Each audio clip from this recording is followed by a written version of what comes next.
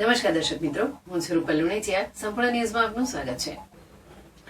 ધાનેરા તાલુકાના થાવર ગામે બનાસકાંઠા જિલ્લા લોકસભા ભાજપના ઉમેદવાર રેખાબેન ચૌધરીએ આયોજિત સભામાં ઉપસ્થિત રહી મહાનુભાવો અને પ્રજાજનો સાથે હર્ષભેર સંવાદ કર્યો હતો. સાથે સાથે જનકલ્યાણ અને વિકાસલક્ષી વિચારધારાને દેશમાં અવિરત રાખી વિકસિત ભારતના સ્વપ્નને સત્વરે ચરિતાર્થ કરવા ભાજપને બહુમતી સાથે જીતાડવા આહવાન કર્યું હતું.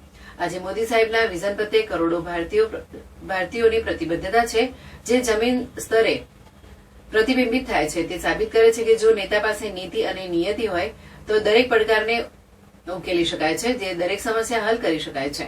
આ સભામાં માનવીય ધારાસભ્ય માવજીભાઈ દેસાઈ, પૂર્વ ધારાસભ્ય મફતલાલ પુરોહિત, પૂર્વ ધારાસભ્ય અને પ્રભારી પંકજભાઈ મહેતા, પૂર્વ ધારાસભ્ય જોઈતાભાઈ પટેલ, ભાજપના આગેવાન ભગવાનભાઈ, તાલુકા ભાજપના પ્રમુખ પહાડસિંહ, પાંથાવાડા એપીએમસીના વાઇસ ચેરમેન ગણપતભાઈ, આગેવાન પન્નાભાઈ પ્રજાપતિ, પૂજ્ય સંત શ્રી હરિપુરીજી, પૂર્વ પ્રમુખ જગદીશભાઈ પટેલ, પૂર્વ પ્રમુખ હરજીભાઈ પટેલ, મહામંત્રી બાબુભાઈ રાયગોર અને મહામંત્રી દિનેશભાઈ ચૌધરી સહિત સામાજિક આગેવાનો, હોદ્દેદારો અને ગ્રામજનો ઉપસ્થિત રહ્યા હતા.